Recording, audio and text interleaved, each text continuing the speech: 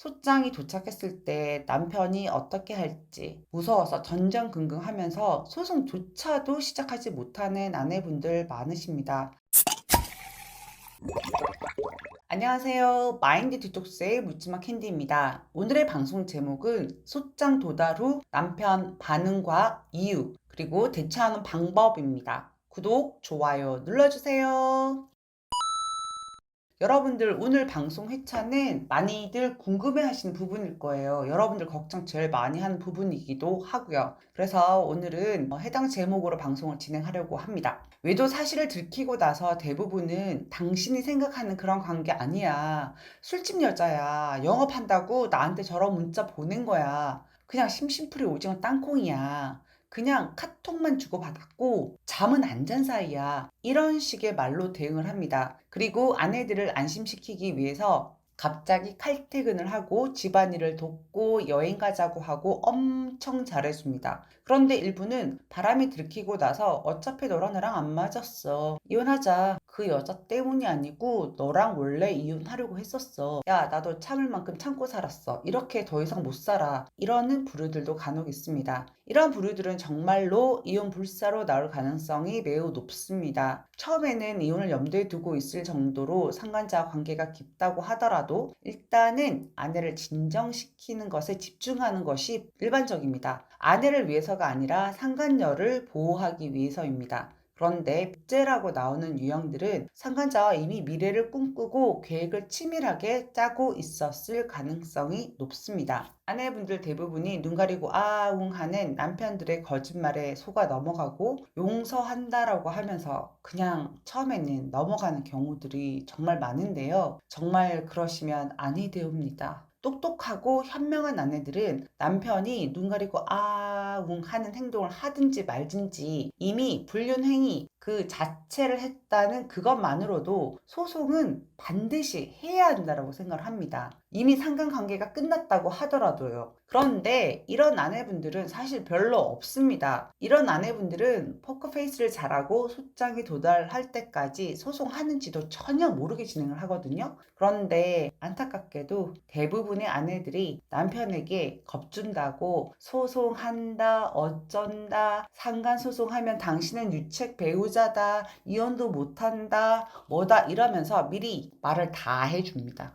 그건 그들에게 미리 대비할 시간을 주는 바보 같은 짓이고요. 둘 관계, 부부 관계가 더 나빠지는 행동이라고 생각합니다. 겁만 주는 아내들 중에 소송 못하는 아내들이 많고 뒤늦게 그들이 여전히 만나고 있다는 진실, 그 사실을 알고 서야 소송을 시작합니다. 야가 빠진 남편들은 아내가 소송한다고 아무리 설쳐대어도 아이 저 여자 소송은 하지 못할 거야. 이런 생각을 합니다. 그렇기 때문에 심기를 건드리지 않게 비위를 그냥 맞춰주는 것입니다. 그게 진정한 회복이나 돌아온 것이 절대로 아니라는 사실을 잊으시면 안 됩니다. 그럼 상간소장이 상간녀에게 도착을 했을 때 여러분들 걱정 진짜 많이 하시잖아요. 미리 걱정하세요. 소송도 시작하지 않고. 그때 남편들은 어떻게 행동하는지 그 행동을 보고 어떻게 대처해야 하는지에 대해서 오늘은 알아보도록 하겠습니다. 첫 번째, 질환 발광. 굉장히 심플한 유형들입니다. 질환 발광에는 물건을 부수거나 폭력을 행사하는 무식한 유형들도 포함되어 있지만 이런 경우는 정말로 단순 무식, 바보 멍청이, 수준이 낮은 인간들로 요즘에 거의 볼 수가 없습니다. 상간녀랑 끝나도 이런 새끼랑 내가 살아야 하나? 이런 고민은 반드시 해보셔야 할 듯 합니다. 득달같이 전화가 오거나 집으로 와서 야 이혼하자, 가출한다 이런 식으로 심플하게 아내를 압박합니다. 미친놈 날뛰듯이요. 이때 아내분들이 겁을 먹기가 쉬운데 그냥 지랄 발광하고 난리치고 소리 지르고 물건 부수면 112를 누르세요. 그래야 그 뒤로 지랄을 안 합니다. 이혼한다,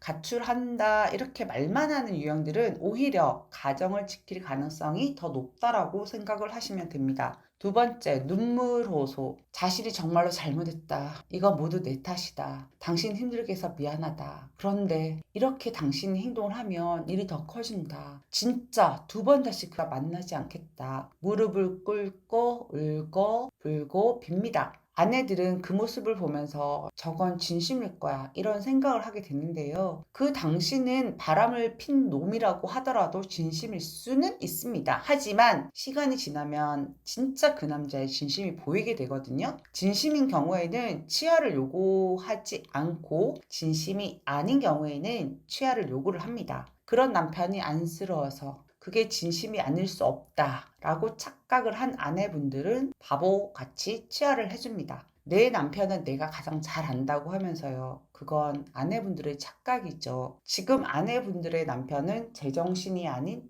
도파민이 디글디글한 미친놈일 뿐입니다. 그 눈물은 아내를 위한 눈물이 아니고 상간녀 걱정을 하면서 소송을 막아주고자 하는 악어의 눈물입니다. 믿지 마세요. 소송치와 결사 반대입니다. 소장 도착했을 때 우는 게 아니라 당신이 하고 싶은 거 뭐든 다 해 라고 하든지 당신이 하는 거 내가 필요한 부분 도와줄게 라고 말하는 남편은 진심이라고 생각하시면 됩니다. 세 번째, 협박. 당신이 소송했으니까 상간녀 남편도 가만히 안 있을 거야. 그 남편 성질이 보통이 아니야. 우리 아이들한테도 알릴 거고 우리 집에도 찾아올 거야. 내 회사도 찾아와서 직장도 못 다니게 만들 거야. 혹은 상간녀가 반 미친년이니까 나를 가만두지 않을 거야. 당신이 일을 크게 만들었어. 내가 직장 잘리고 애들도 다 알게 될 거야. 라고 말하는 건 아내를 향한 협박이라고 생각하셔야 합니다. 이때 아내분들 정말 갈등 많이 합니다. 남편 직장 잘리는 것과 애들이 알게 되는 것은 정말로 아내들이 원하지 않는 최악의 상황이기 때문입니다. 상간녀의 남편이 그렇게 무서운데 상간녀가 바람을 필까요? 상간녀의 남편들은 의외로 유순하고 착한 경우들이 많습니다. 왜냐? 저는 아내 바람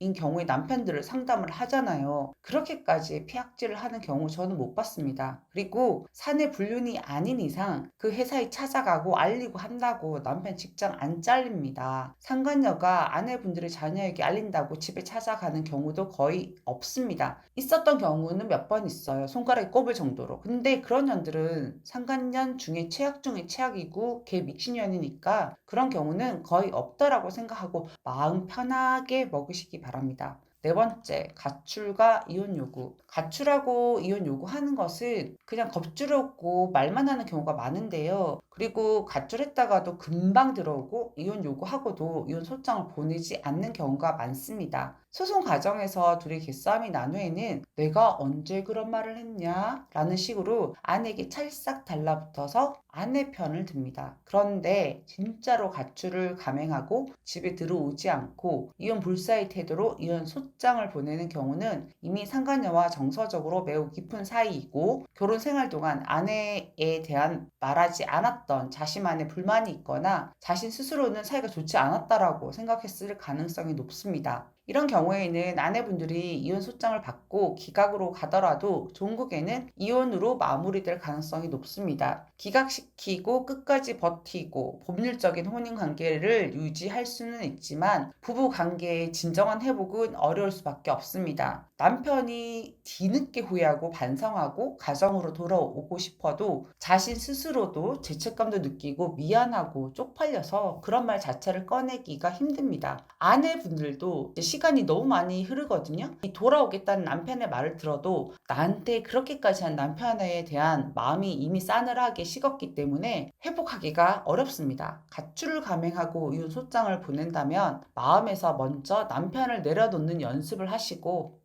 나는 이혼했다. 이런 마음으로 사시기 바랍니다. 아이들에게 상처를 주지 않기 위해서 법률로는 유지하고 별거 상태로 지내셔도 됩니다. 그런데 나도 내 인생 소중해. 그러면 이혼하시면 됩니다. 그런데 시간이 필요합니다.